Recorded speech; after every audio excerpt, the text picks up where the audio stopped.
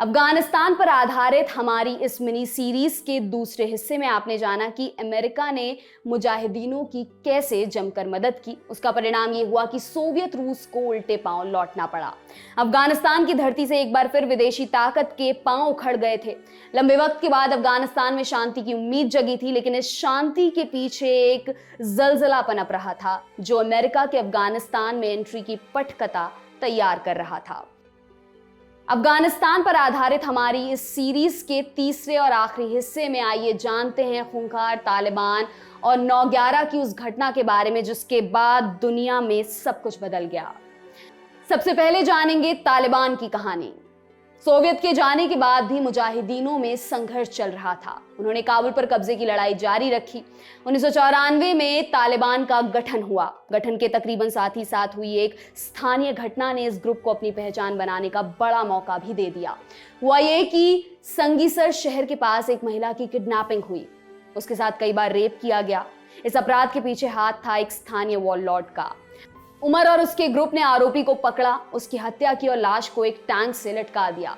इस क्रूर घटना ने तालिबानी लड़ाकों को अगल बगल के इलाकों में पहचान दिला दी। इसके बाद इस संगठन ने बड़े स्तर पर भर्ती शुरू की। इनके निशाने पर थे दीनी तालीम ले रहे छात्र। उमर इन छात्रों से कहता कि इस्लाम खतरे में है, लोग शैतानियत के साथ खड़े हो गए हैं, सरे बाजार लोगों की इज्जत उतारी जा रही है। जब इस्लाम ही खतरे में हो तो केवल पढ़ाई करने से कुछ फायदा नहीं होगा। इस्लाम के मुताबिक समाज बनाने के लिए इस्लाम के ही छात्रों को आगे आना होगा। ऐसे ही प्रोपेगेंडा भाषणों के सहारे उमर ने कई छात्रों का ब्रेन वॉश करके उन्हें तालिबान के साथ जोड़ लिया। उमर को लड़ने के लिए लड़ाके मिल गए थे, अब उसे जरूरत थी हथियारों की। ये हथियार कहां से आए? कंधार प्रांत की सीमा पर बसा एक शहर है स्पिन बुलदाक। सितंबर 1994 में मुल्ला उमर के नेतृत्व में करीब 200 तालिबानी लड़ाकों ने स्पिन बुलदाक पर कब्जा कर लिया।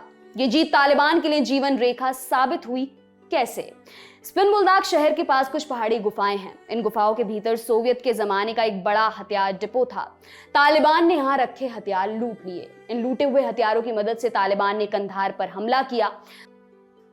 1994 का साल खत्म होते होते तालिबान समूचे कंधार पर हुकूमत करने लगा। इसी कंधार में उसने अमीर उल मोमिनीन की पदवी धारण की। अमीर उल मोमिनीन का मतलब होता है इस्लाम में आस्था रखने वालों का लीडर।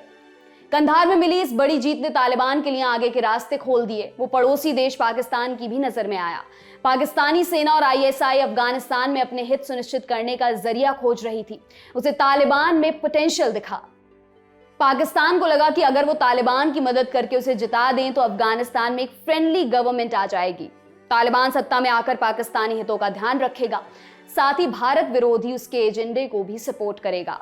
इसी मंशा से पाकिस्तानी आर्मी और आईएसआई ने तालिबान को मदद देनी शुरू की। उसे पैसा दिया, हथियार दिए और इसी मदद के सहारे सितंबर 1996 में तालिबान ने काबुल को भी जीत लिया। तालिबान ने सोवियत संघ के खिलाफ साथ लड़े अहमद शाह मसूद को भी अपने साथ आने का ऑफर दिया। अहमद शाह मसूद ने साफ मना कर दिया, वो तालिबानी कट्टरपंथ के खिलाफ थे। जब 1996 में अफगानिस्तान पर तालिबान का कब्जा हुआ तो मसूद को काबुल छोड़ना पड़ा। उन्होंने अगले 5 सालों तक तालिबान का मुकाबला किया। जब तालिबान पूरे अफगानिस्तान में बेलगाम घूम रहा था, मसूद ने अपना गढ़ बचाए रखा। अब आपको बताते हैं 9/11 की पूरी कहानी। वैसे तो अमेरिका पर हुए सबसे बड़े आतंकवादी हमले की कहानी 11 सितंबर 2001 से शुरू होती है, लेकिन इसकी जड़ें अफगानिस्तान तक जाती हैं। हम आपको थोड़ा पीछे ले चलते हैं। बात 1980 के दशक की है। अमेरिका अफगानिस्तान में मुजाहिदीन का समर्थन कर रहा था। रूस के खिलाफ उन्हें AK-47 और स्टिंगर मिसाइलों से लैस कर रहा था। अब अमेरिका को ये एक स्मार्ट सामरिक कदम महसूस हुआ। इस पूरी स्ट्रैटेजी में वो एक गणित लगाना भूल गया। अमेरिका जिन मुजाहिदीनों का साथ दे रहा था उसमें अफगान ही नहीं, अरब और दूसरे देशों से आए लड़ाके भी थे जो सिर्फ एक धर्म युद्ध लड़ने के लिए अफगानिस्तान में मौजूद थे। फरवरी 1979 में सोवियत रूस की अफगानिस्तान से अपमानजनक सैन्य वापसी के साथ वह युद्ध खत्म हो गया, लेकिन धर्म का युद्ध लड़ने वाले लड़ाके तो कयामत तक लड़ने की कसम खा चुके थे। अरब का एक ऐसा ही लड़ाका था ओसामा बिन लादेन। उसने अलकायदा नाम का संगठन बनाया और दुनिया भर में इस्लाम को आहत करने वालों के खिलाफ युद्ध छेड़ने का ऐलान कर दिया। अमेरिकी खुफिया एजेंसी इस खतरे को भांप ही नहीं पाई। अमेरिका ने अफगानिस्तान से पल्ला झाड़ लिया और दूसरे मिशन पर निकल पड़ा। अमेरिका का ऐसा ही एक मिशन था इराक से सद्दाम हुसैन को उखाड़ फेंकना। ईरान के साथ बढ़ते तनाव के चलते मिडल ईस्ट में अपनी पकड़ मजबूत बनाने के लिए उसे ऐसा करना जरूरी लग रहा था। इराक में सद्दाम हुसैन का निरंकुश शासन जरूर था, लेकिन उसे लेकर ऐसा कोई सबूत नहीं था कि उसे बेदखल किया जा सके। इस बीच सद्दाम ने एक हिमाकत करते हुए 2 अगस्त 1990 में कुवैत पर हमला कर दिया। जॉर्ज बुश सीनियर वाले अमेरिका को मौके की तलाश थी। उसने संयुक्त राष्ट्र संघ में माहौल बनाया कि इस बात के पुख्ता सबूत हैं कि इराक के पास WMD मतलब वेपन ऑफ मास डिस्ट्रक्शन मौजूद हैं। कहने का मतलब ये कि इराक ने ऐसे हथियार जमा कर रखे हैं जिससे पूरी विश्व बिरादरी को खतरा हो सकता है। इसके लिए अमेरिका ने कई खुफिया रिपोर्ट्स का हवाला दिया।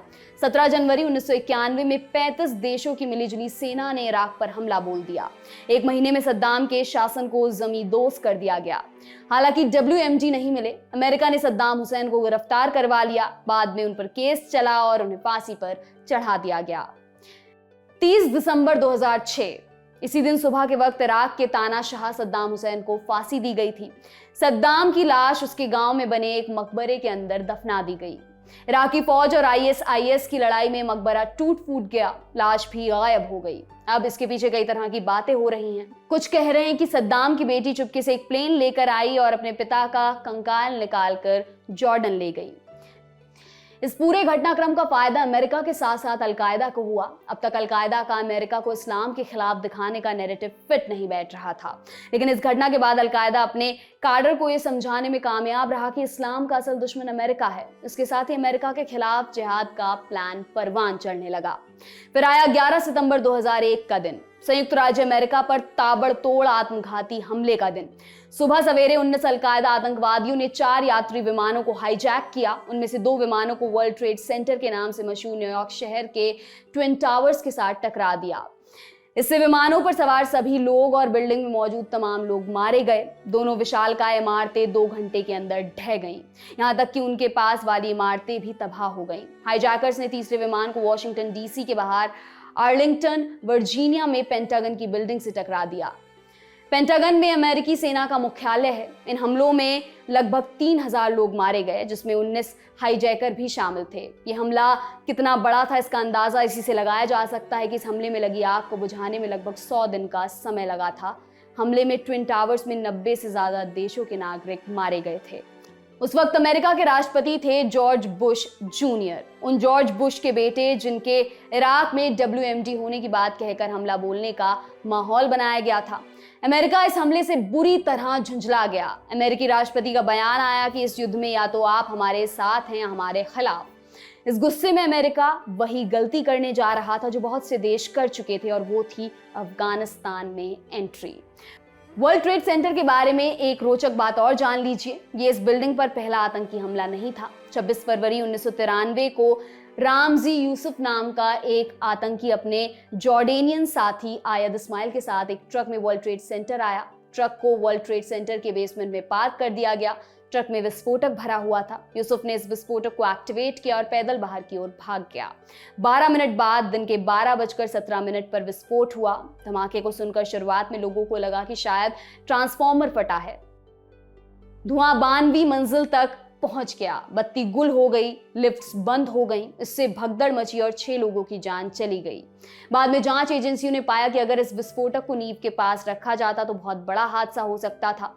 विस्फोट के कुछ घंटों बाद यूसुफ पाकिस्तान भाग गया था। फिर 7 फरवरी 1995 को पाकिस्तान के इस्लामाबाद शहर में वो पकड़ा गया। 8 जनवरी 1998 को अमेरिका की अदालत ने उसे 1993 के हमलों का दोषी मानते हुए 240 वर्षों की सजा सुनाई।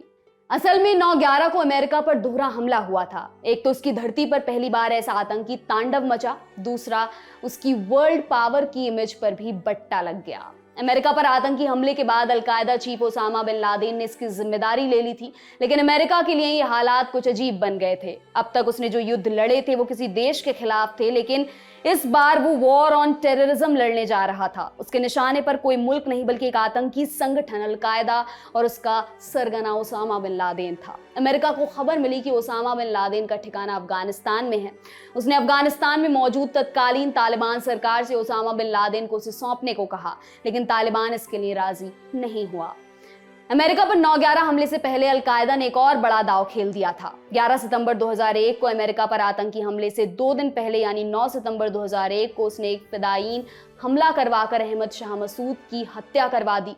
अहमद शाह मसूद लगातार अफगानिस्तान में सत्ता पर काबिज तालिबान के खिलाफ लड़ रहे थे, नदर्न अलायंस के जरिए मोर्चा खोले हुए थे। ओसामा बिन लादेन को पता चला था कि अगर मसूद जिंदा रहे तो अमेरिका फिर से रूस के खिलाफ मुजाहिदीन वाला खेल आजमा सकता है। मसूद के मरने से अफगानिस्तान की धरती पर अमेरिका के लिए मदद की गुंजाइश पूरी तरह खत्म हो चुकी थी। अब अमेरिका के पास अफगानिस्तान की धरती पर अपने सैनिक भेजने के अलावा कोई रास्ता नहीं बचा था। साल 2001 में अमेरिकी सेना ने अफगानिस्तान की धरती पर कदम रखा। उसके बाद की घटनाएं टाइमलाइन से समझिए। 6 दिसंबर 2001 तालिबान राजधानी काबुल से भाग गया। उसी वक्त अमेरिका ने हामिद करजई को अंतरिम सरकार का नेतृत्व करने के लिए नियुक्त किया। नाटो ने अपने अंतर्राष्ट्रीय सुरक्षा सहायता बलों को तैनात करना शुरू कर दिया। 2004 एक नई प्रणाली के तहत अफगानिस्तान का पहला चुनाव 9 अक्टूबर 2004 को हुआ। इसमें 70% मतदान हुआ। करजई को 55% वोट मिले, लेकिन इसी वक्त तालिबान दक्षिण और पूर्व में फिर से संगठित हो गया और विद्रोह करना शुरू कर दिया। 2008 से 2011 तालिबान के हमले बढ़े तो 2008 में अमेरिकी कमांड ने और सैनिकों की मांग की। इस बीच हुए राष्ट्रपति चुनावों में बड़े पैमाने पर धोखाधड़ी के आरोप लगे, कम मतदान हुआ। उधर तालिबान के हमले जारी रहे। हालांकि हामिद करजई एक बार फिर से 20 अगस्त 2009 को राष्ट्रपति चुने गए। 2009 में अमेरिकी राष्ट्रपति बराक ओबामा ने अमेरिकी सैनिकों की संख्या को दोगुना कर 68,000 कर दिया। ओबामा ने अफगानिस्तान युद्ध को समाप्त करने की प्रतिज्ञा कर अभियान चलाया, हालांकि वह ऐसा कभी नहीं कर पाए। 2010 में अमेरिकी सैनिकों की संख्या अफगानिस्तान में लगभग 1 लाख तक पहुंच गई। 2011 वो दिन आया जिसका अमेरिका को बरसों से इंतजार था। 2 मई 2011 को पाकिस्तान में अमेरिकी स्पेशल फोर्स ने ओसामा बिन लादेन को मार गिराया। 2012 ओसामा बिन लादेन के मारे जाने के साथ ही अमेरिका का मिशन पूरा हुआ। अमेरिकी राष्ट्रपति ओबामा ने अफगानिस्तान से सेना वापसी शुरू कराई। 2014 नाटो सेनाओं ने भी वापसी शुरू की। जून 2014 में अशरफ गनी राष्ट्रपति चुने गए। दिसंबर में नाटो ने अपने 13 साल लंबे लड़ाकू मिशन को समाप्त कर दिया, लेकिन अफगान सेना को ट्रेनिंग देने का काम जारी रखा। इसके लिए अपने सैनिक अफगानिस्तान में छोड़ दिए। इसके बाद तालिबान ने ताकतवर होना शुरू कर दिया। 2020 अशरफ गनी फिर से 18 फरवरी 2020 को प्रेसिडेंट चुने गए। हालांकि जीत के दावे को उनके प्रतिद्वंदी और पूर्व मंत्री अब्दुल्ला अब्दुल्ला ने खारिज कर दिया। अब्दुल्ला अपनी समांतर सरकार बनाने की कसम खाते रहे। 29 फरवरी 2020 राष्ट्रपति डोनाल्ड ट्रंप के नेतृत्व में अमेरिका ने तालिबान के साथ दोहा में एक ऐतिहासिक समझौते पर हस्ताक्षर किए। इसके तहत सभी विदेशी सेनाओं के मई 2021 तक अफगानिस्तान छोड़ने की बात कही गई, बशर्ते विद्रोही काबुल के साथ बातचीत शुरू करें और अन्य सुरक्षा गारंटी देने का वायदा करें। 1 मई 2021 अमेरिका और नाटो ने अपने 9,500 सैनिकों को वापस बुलाना शुरू कर दिया। इनमें से 2500 अमेरिकी सैनिक थे। मई में अमेरिकी सैनिक कंधार एयरबेस से हट गए। 2 जुलाई 2021 सबसे बड़े सैन्य ठिकाने बगराम एयरबेस को अफगान सेनाओं को सौंप दिया गया। नए राष्ट्रपति जो बाइडेन ने कहा कि 9/11 हमले की 20वीं बरसी से पहले ही 31 अगस्त तक अमेरिकी सैनिकों की वापसी पूरी कर ली जाएगी। 15 अगस्त 2021 दोहा में किए गए अपने वादे से उलट तालिबान ने अफगानिस्तान की राजधानी काबुल पर जबरन कब्जा कर लिया। कारण ये बताया कि कानून व्यवस्था बरकरार रखने के लिए ऐसा करना जरूरी हो गया था। इसी दिन खबर आई कि अफगानिस्तान के राष्ट्रपति अशरफ गनी देश छोड़कर फरार हो गए हैं।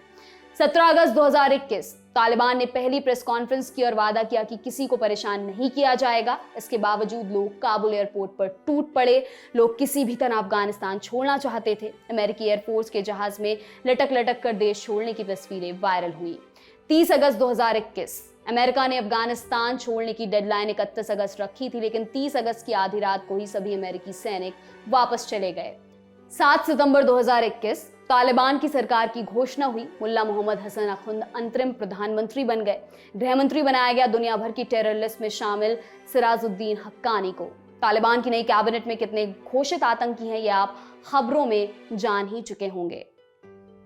आपके लिए तमाम जानकारी जुटाई है हमारे साथी अमित ने। मेरा नाम है दिव्यांशी। देखते रहिए दी लल्लन टॉप। शुक्रिया।